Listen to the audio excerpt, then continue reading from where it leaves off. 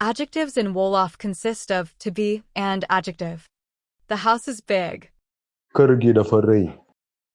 There is the house which is big. Am naa kër gu rëy.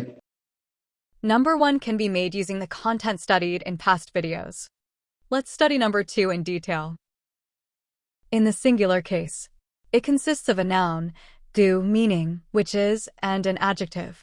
The first letter of gu comes from the determiner of the noun, and the letter changes depending on the noun.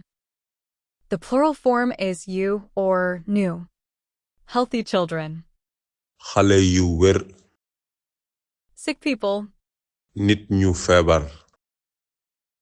Make it a negative sentence, as in video number 13. The house is not big. Kër gi rëyul. I'm not tired. Sonnuma. Bu can also be used as a pronoun, and in the case of bu rëy, it means big one. You have to buy big one. Danga wara jënd bu rëy. Small key. Caabi ju ndaw. High building. Taax mu kawe. Tall man. Góor gu njool. Low tree.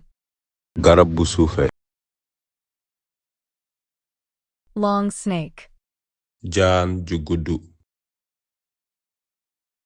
Short time. Waxtu wu gàtt. Expensive rice. Ceeb bu jafe.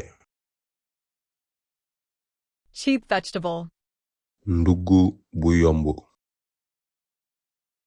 Distant sea. Géej bu sori. Nearby bush. Àll bu wet. Solid rock. Xeer wu dëgër. Tender meat. Yàpp bu ñor. Older brother. Mag ju góor. Younger sister. Rakk ju jigéen. Older student. Jàngkat bu mag. Young friend. Xarit bu ndaw. Old man. Góor gu màgget. Fat chicken. Ginaar gu rëy. Skinny dog. Xaj bu sew. Beautiful flower. Tóor bu rafet. Dirty trash. Mbalit bu tilim. Clean room. Néeg bu set. Ugly picture. Defar bu ñaaw. Good weather. Jamono ju neex. Bad attitude. Doxin bu bon. Delicious dinner. Reer bu neex. Bad toast bread. Bër bu neexul. Hot sunlight. Jant bu tàng. Cold water. Ndox mu sedd.